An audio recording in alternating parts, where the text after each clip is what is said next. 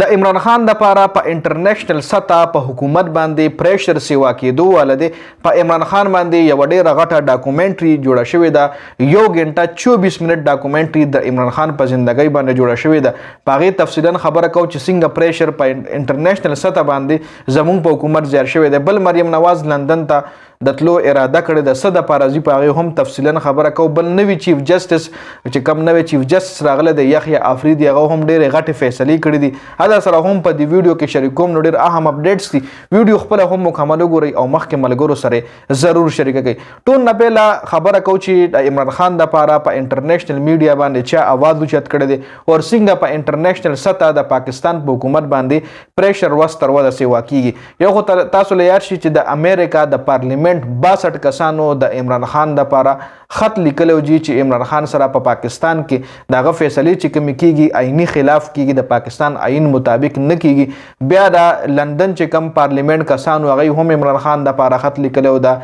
کپتان په فیور کې خو اوس په انټرنیشنل سطح باندې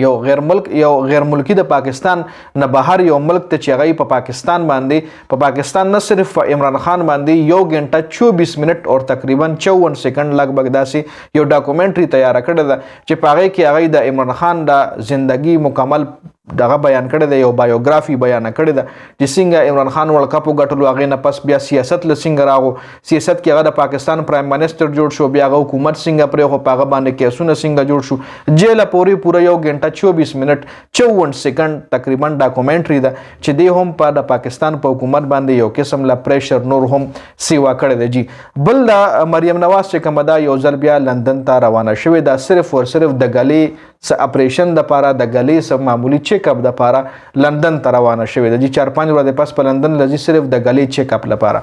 د مریم نواز د خاندان د خاندان د مسلم لیگ نون نه د خاندان تقریبا 15 ځله په ملک باندې حکومت وکړو 8 ځله د پنجاب صرف ډسټرکټ پنجاب ډسټرکټ صوبه پنجاب چې کوم دی په هغې باندې د حکومت راغلی 8 ځلې په صوبه پنجاب راغلی دی او 15 ځلې په ټول په وفاق باندې د حکومت راغلی دی خو دی چېرته داسې هاسپټل جوړ نه کړو چې دی پکې خپله علاج وکړي که پلار بیمار شي هم لندن لځي که شهباز شریف بیمار شي هم لندن لځي که مریم نواز خپله اوس د ګلې معمولي اپریشن دپاره لندن ته د تلو اراده کړې 4-5 ورځې پس په هغه لندن ته ځي د ګلې اپریشن دپاره ځي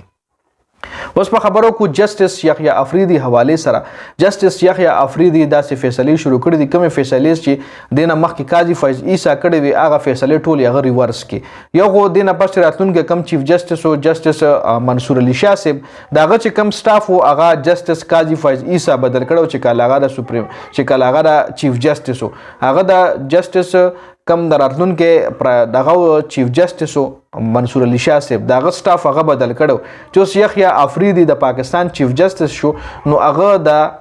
قاضي دا کم چې جسټس قاضي فیض عیسی او دغه فیصلې ریورس کا او د جسټس چې کوم راتلونکي جسټس چې هغه ونه شو منصور علي شاه صاحب یادوم تاسو هم کنفیوز شوي یئ بار هم دا نمونه اخلم د منصور علي شاه صاحب سټاف چې کوم دی قاضي فیض عیسی بدل کړو او یحیی افریدي چې کوم دی هغه دوباره راوستو هغه فیصلې ریورس کا چې دا سټاف دله دوباره راولي او نور هم څه ډېرې فیصلې کړي دي چې هغه ټولې فیصلې قاضي فیض عیسی کړې وي خو د ریورس کې او راتلونکي ټایم کې حکومت له دې یو ډېر غټ هیډ جوړېدی شي جی دا اپډیټس وو د ویډیو کتلو زیاته مننه والسلام